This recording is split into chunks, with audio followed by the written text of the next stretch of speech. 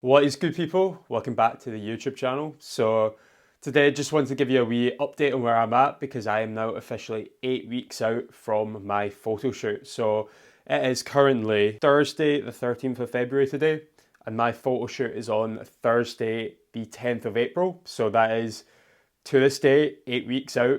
So yeah, I thought it would be what better time to give you a wee overview on where I'm at and just let you know my plans for the next 8 weeks. Today I weighed in at 74.1 kilogram, and the last couple of weeks, admittedly, I've not been really losing too much weight. So you can see there, I don't know if you can actually see that, but that is my Happy Scale. It's the app that I use to track my body weight day to day.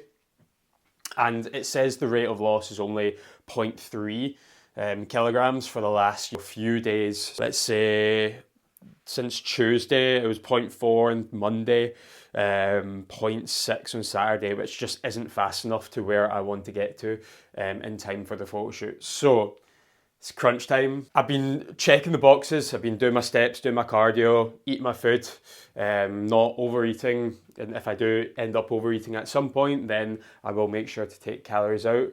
It's just a case of we just need to increase the deficit or get back into a calorie deficit.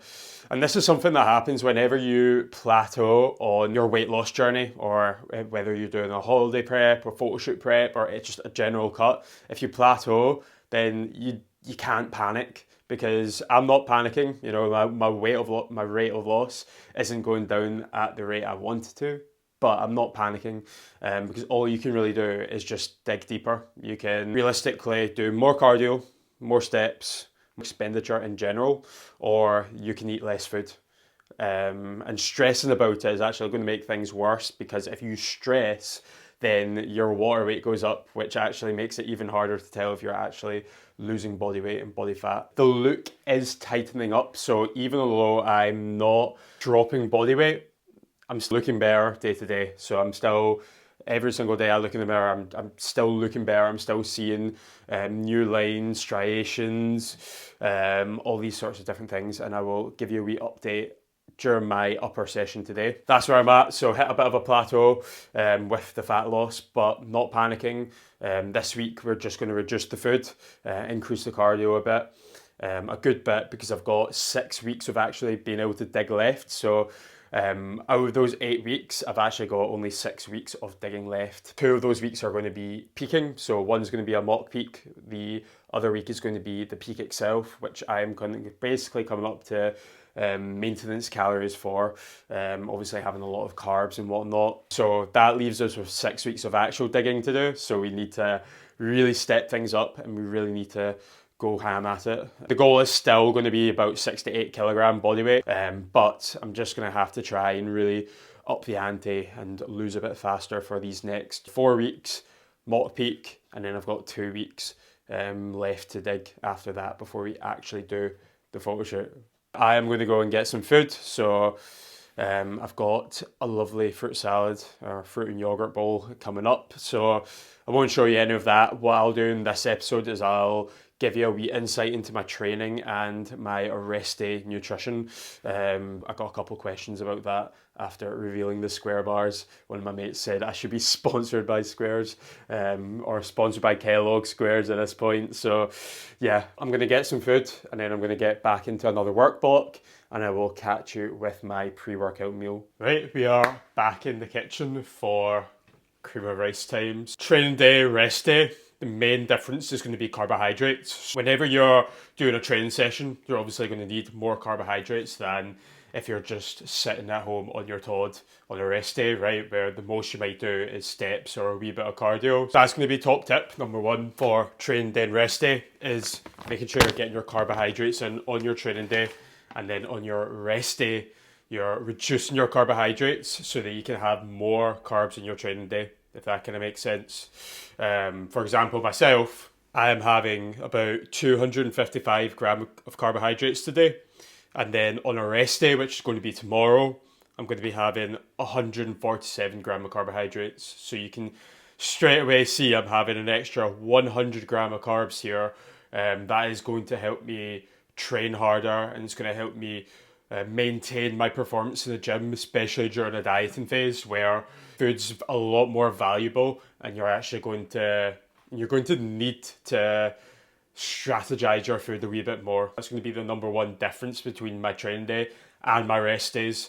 It's going to be the carbohydrate intake. Fat intake actually comes down on my training day as well. So today I'm going to be having about 38 grams of fat, whereas my rest day I'm going to be having 53 gram of fat, which just means that again, it gives me more wiggle room on my training day to have more carbohydrates. Because say I was having, 50 gram of fat on both days, well, on my training day, I'd actually need to reduce my carbs a wee bit more. So that might be an extra 10, 20, 30 gram of carbs that I could have been putting towards my training, but I'm not because, I didn't change my carbs around. Training days, I will have a Rice Krispie square.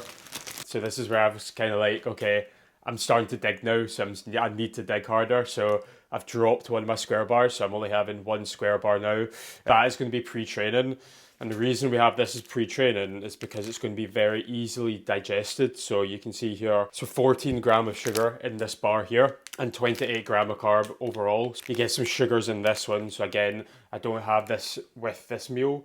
I'll have this, just making sure I am focused. I won't be having this with this meal. I'll be having this a little bit closer to my training session.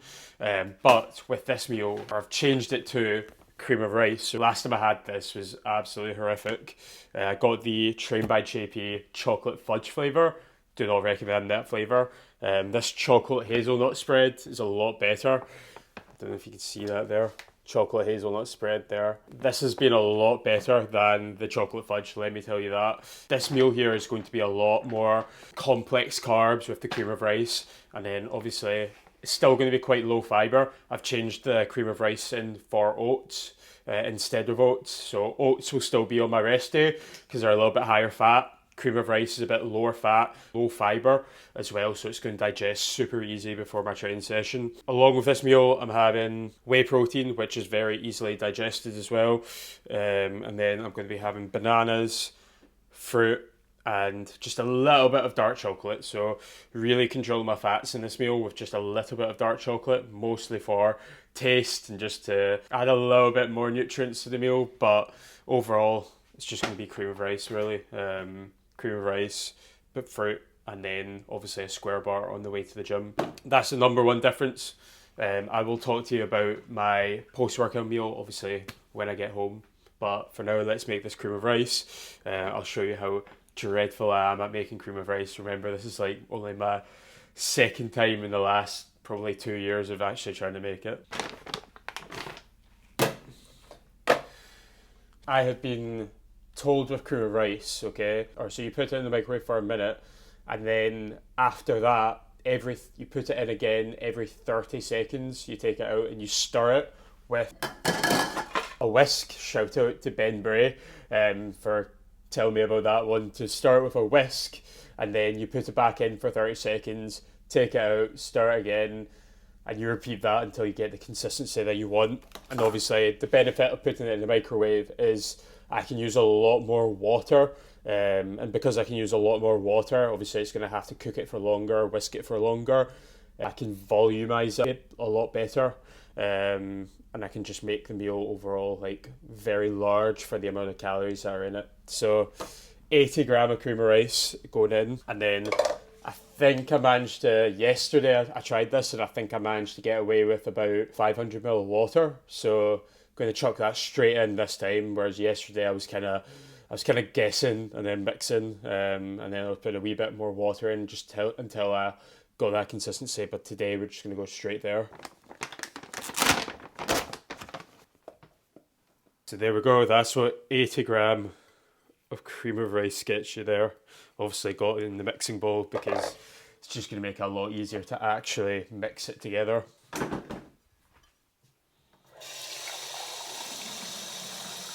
So about 500 ml water, I think. Probably go with that. 500 gram. Obviously milliliters and grams of water is like the same thing. Probably go for 300 to start with. Whisk it together a little bit first, put it in the microwave, and then obviously just to make sure that we do get the right amount of water. But I'll be a lot more diligent in how much water I'm putting in this. So I'm just going to mix it with a fork first, just because it's going to stick to the whisk right now. So I want to make sure I can just get a good consistency before I put it in the microwave. And then we are going to put this in for about a minute and a half. And then after that, we're going to start whisking it every 30 seconds. While I wait for that, I'm going to make my whey paste. It's got a brand new whey protein in as well. This has got to be probably one of my favourite whey proteins I've ever had. I'll show you now. So we've got the white chocolate raspberry flavour. And if I'm honest, it actually tastes a wee bit like, I don't know if you get those raspberry yogurts. I don't know. That's what it kind of tastes like, but it tastes absolutely banging. Probably one of my favourite flavours that I have tried from Perform so far.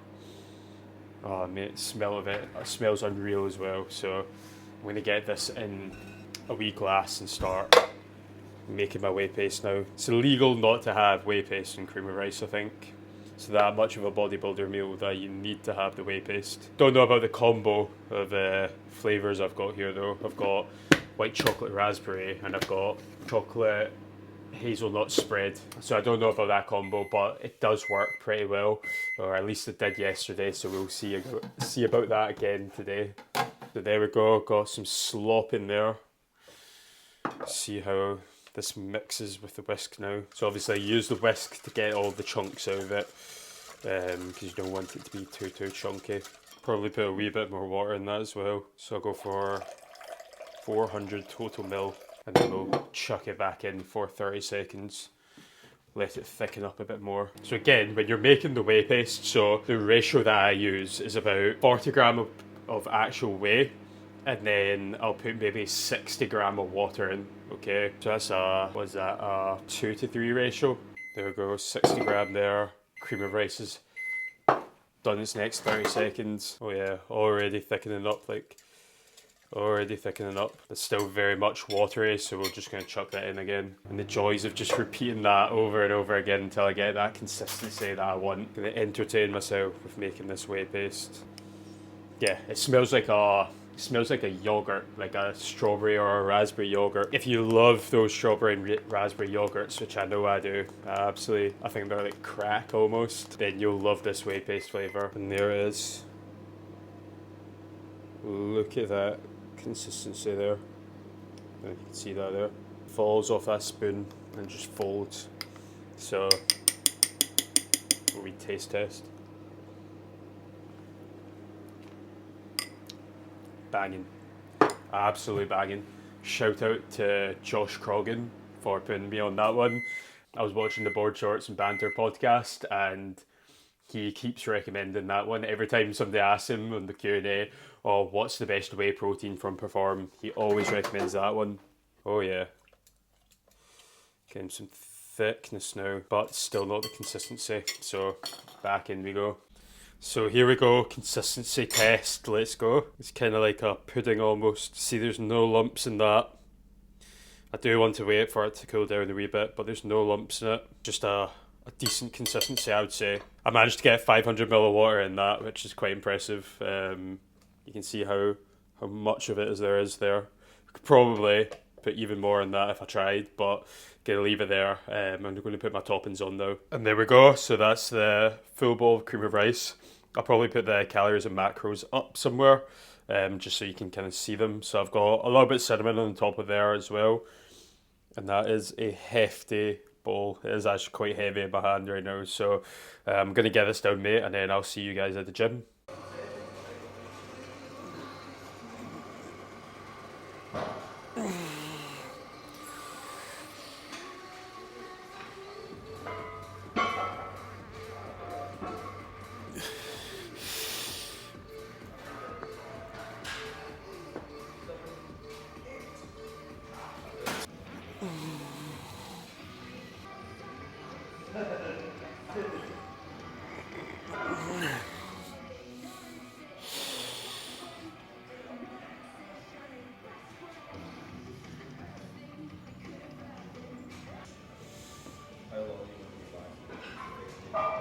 Yes guys, so we are in the gym in the Mecca Irving's peak performance. So this session is going to be a little bit more of a pull focus session. I'm still going to be starting off with a bit of bench press and triceps. And the reason being is because I really want to focus on those areas. You're okay.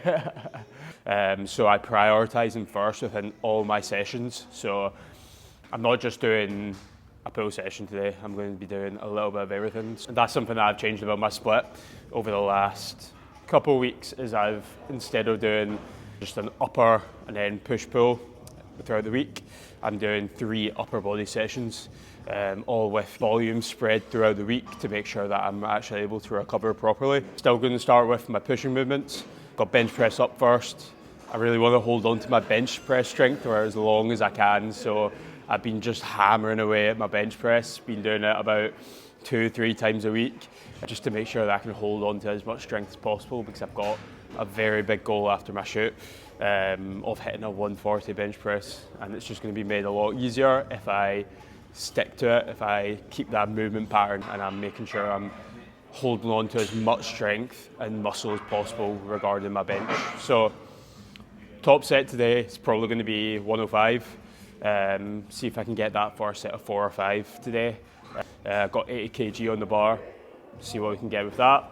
Probably get 3 reps of 80, go 90 or 95, and then we will maybe take 100 for a couple, and then hit our top set of 105 to 110, somewhere in that range.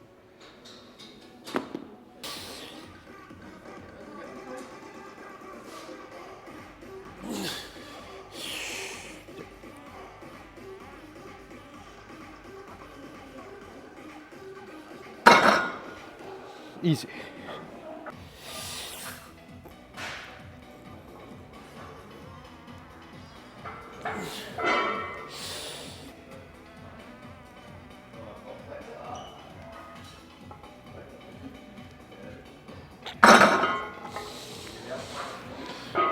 Oh yeah, we're feeling good today. So you can see one thing with my warm-ups here, I'm not just doing 10 reps of everything. So you can see I'm doing maybe 10 reps of the bar, then with 60 kilogram I did about 5-6 reps, with 80 I did about 2-3 reps, 95 I did about 2 reps there I believe. And I'm not doing like unnecessarily high amounts of reps when I'm doing my warm-ups. I'm making sure that as I increase the weight I taper off the reps, and that's going to make sure that I'm priming my central nervous system to lift 105 for however many I get, but it's going to limit the amount of fatigue that I get. So if I was to do like 10 reps of 95, I'd be absolutely fucked going into my first set, right? So by reducing the amount of reps I do while increasing the weight, I'm priming my central nervous system and I'm getting ready for the actual set itself, which is going to be the most important thing. It's top set of 105. Last week, or last time I did 105, I got 4 reps. So see if we can do better than 4 reps this time. Don't know if we can, but only one way to really find out here. So get some tunes going, get under that bar, we'll try and smash it here, okay? Come on.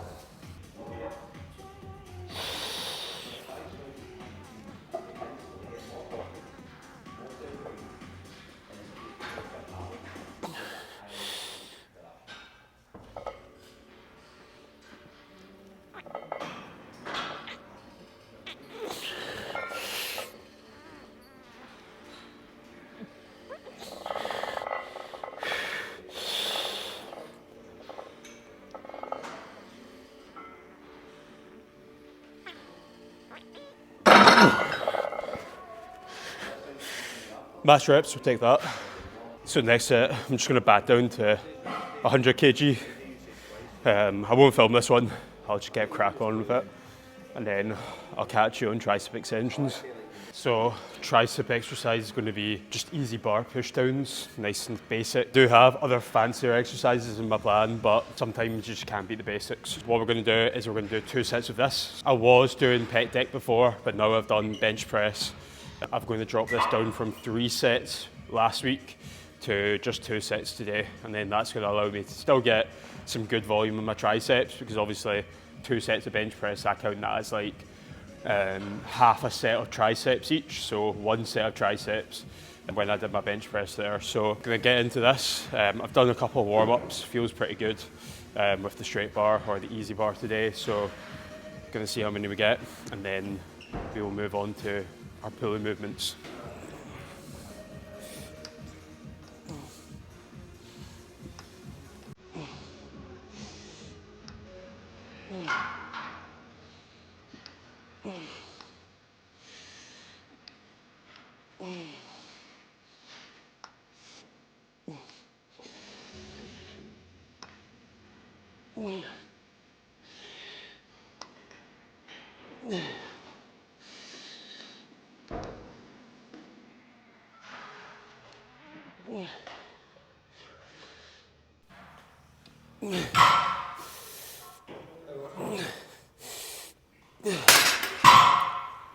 So one thing you want to note there is the position of my elbows throughout that set.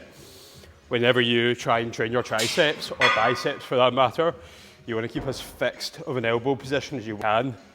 The last thing you want is your elbows rolling up and then down as you're going through the range. So you want to keep those elbows fixed in place. I like to think of almost trying to punch myself in the face or punch myself in the chin as I'm coming up. So rather than kind of allowing my arms to drift forward, I keep everything tight and I'm coming up to punch myself in the chin as I'm doing the movement. That was a solid set. I actually got way more than I expected to there. Probably increase it by a wee bit and see what we can do with the next pin up. So it just came to my attention that I filmed the full segment there and I didn't have my bloody mic on. Next exercise after tricep push downs, single arm prime row. I'm doing this as more of a lat biased row. I have the prime row in again after this, so immediately after this I'm going to swap to a upper back bias row, and essentially the only difference is where I bring my elbow within the set. For a lat bias row, what we're going to be doing is we're going to be driving that elbow low and into the pocket. For an upper back bias row, we're going to be driving that elbow straight behind us. And we're also going to be looking at what the shoulder blades are doing and allowing the shoulder blades to come forwards rather than being fixed in position like they would with a lat bias row. The reason I'm using the prime row for 2 exercises because it's just a beautiful machine. You don't need to use a different machine for every exercise. If you have a rowing machine that you really enjoy in the gym that you train at, then there's no reason that you can't use that machine twice, 2 times in a row, or even later in a session. I love this machine because I can actually adjust the resistance profile for it. And it's a little bit more of an advanced technique. You don't actually really need to worry about this, but it just feels really good, especially for muscles like the back, where that fully contracted position, your back is actually a lot weaker than it is when it's in that fully lengthened position, both your lats and your traps. So being able to put the plates on this machine on a different pin to make it more difficult in that mid to lengthen range versus that short, it just feels really nice and allows you to push closer to failure because you're able to take more like 50-50 reps rather than the set getting really difficult here and you not being able to finish off your reps. The reason I didn't have my mic on as well is because I've got the new drip on, so I've got the new Garms. I'll give you a wee show of this. So you can see here, nice new Teletech tee. So let me know in the comments what you guys think of it. I think it's pretty banging, to be honest. So just drop me a comment, let me know how you think. Got 3 plates on the machine right now, so that is going to be a PR for this exercise, even though I've only done it 2 weeks in a row. So you'd be hoping that I'd be PRing on it every single week. But yeah, we'll crack on, left side first, weaker side first, and then obviously matching that with my stronger side.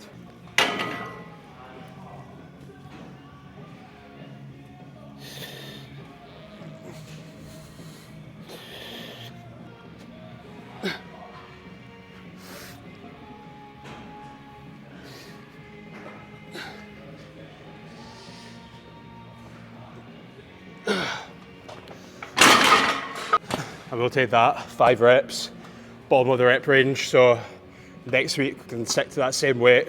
We're going to try and build our way up to 8 reps at the top of the rep range. But I'm going to match that on my right side now.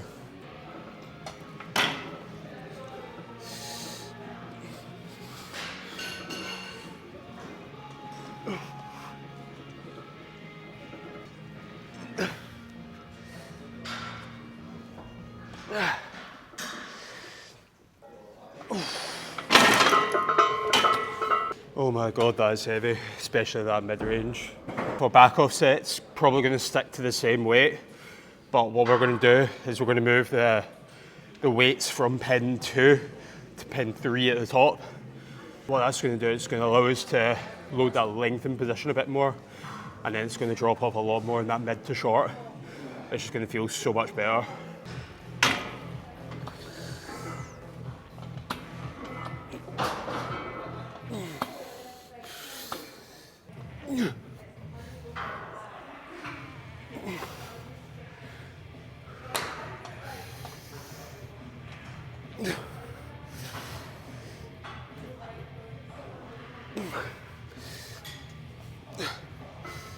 That's it. You can instantly see there, same weight, different pin on this machine. And I was able to get, how many reps was that? 8 more reps. Instantly see how that resistance profile kind of plays a role in me deciding what I'm doing for this exercise. But I'm gonna crack on, match same reps with my right side, and then we'll get into the upper back row.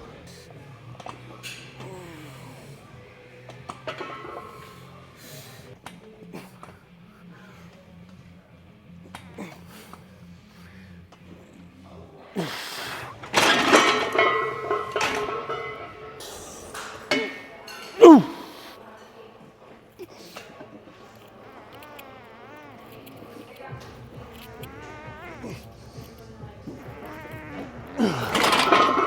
8 weeks into a diet, still stacking the top pin on this machine, man. Prime, you need to make your machines heavier or give people the ability to put more weight on the machine, man.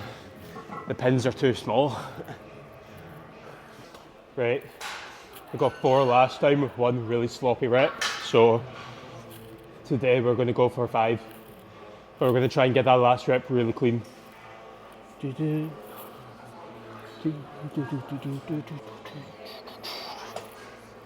Come on.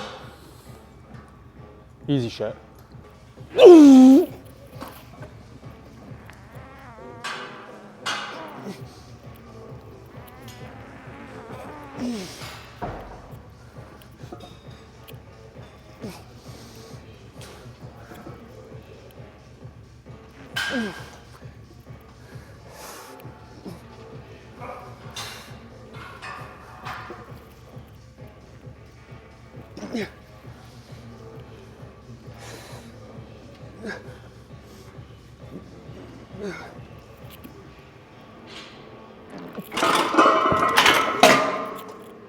Got this time.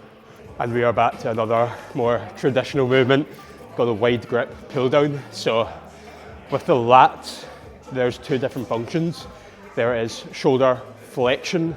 There's also shoulder adduction. So when you're wanting to fully train the lat in a complete sort of sense, you want both shoulder flexion and adduction in a plan. When I did those single arm rows, that was more shoulder flexion, where we're again keeping the elbows nice and tucked and driving them into the hip. Now, shoulder adduction is going to be more elbows out wide here, and wide grip pull down is going to be one of the best ways we can do that. So you can go ahead, man, if you want. You can go ahead, I don't mind.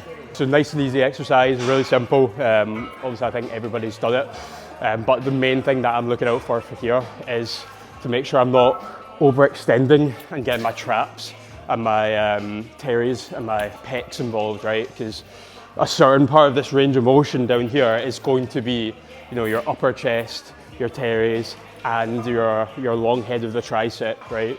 So we want to keep everything on the lats, and to do that, we want to depress the shoulder blades and make sure that we're working within this range here, rather than overextending and, you know, protracting the scapula and all that sort of stuff. 5 to 8 reps on this, see what we can get.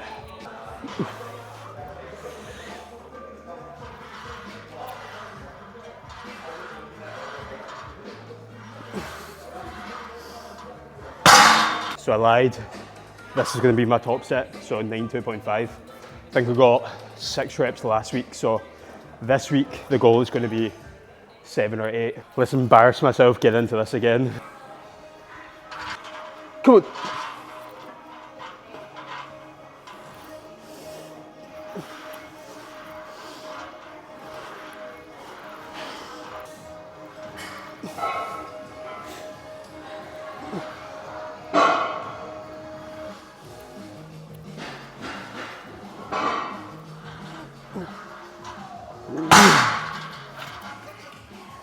And there we have it, 6 reps, no 7 reps, sorry. Last one's a little bit sloppy, but especially with my back work, don't be afraid to get a bit sloppy with it. Because like I said on that seated row, your back is often strongest in that lengthened position. And when you try and contract it, it just becomes significantly weaker. So getting a little bit of oomph on your reps, actual moving your body a wee bit, a little bit of body language, body English as you say, is actually going to be a benefit in a lot of cases on the last couple of reps. Your first few reps, you want to keep it as strict as possible. You don't want to have too much body English because you want everything on the lat or on the upper back, whichever you're training. The last 1, 2, 3 reps, a little bit of movement, only enough to get the rep completed. And then obviously making sure that that eccentric is controlled fully. So you're not just letting the weight kind of slam up or anything like that. Happy with that top set. Gonna hit my back off set and then gonna move on to some shoulders and biceps.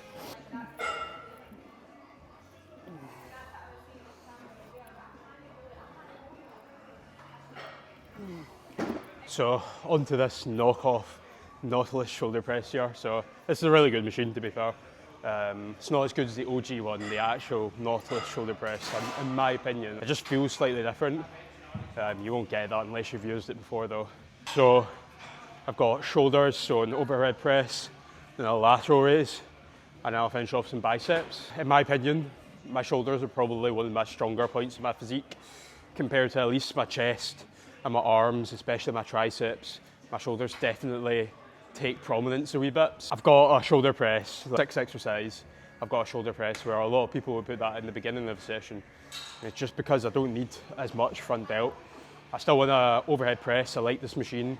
It's obviously a compound, so it gets lots of different muscles involved. So my front delt, my tricep, and then especially the way that I press in this machine, I still get a little bit of top line in my upper chest. So it's overall a really good deal there. Again, just not as much of a priority for myself, so I'll buy some towards the end of a session when I'm a bit more fucked up.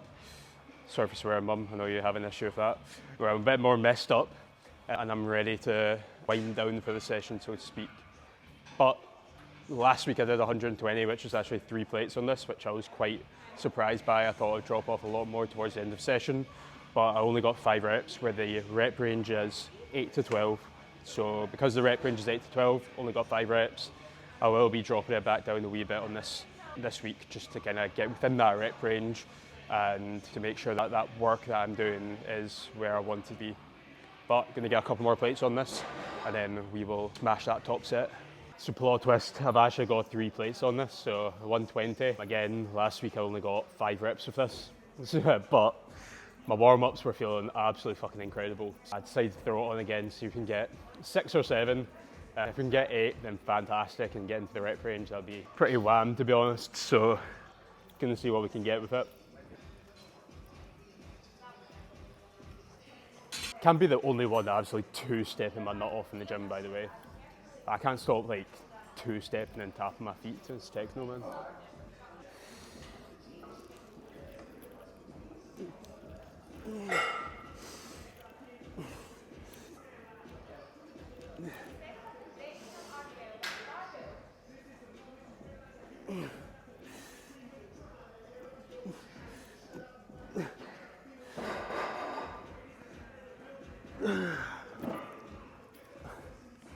Should have listened to the logbook and not my ego there. Matched reps from last time.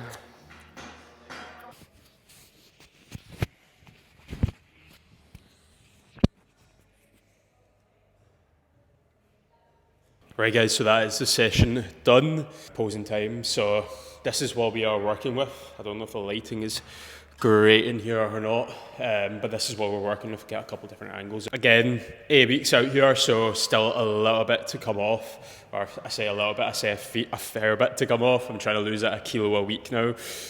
So about 6 kilos still to come off, but I think we are getting there. You know, abs are definitely showing, definitely coming along here.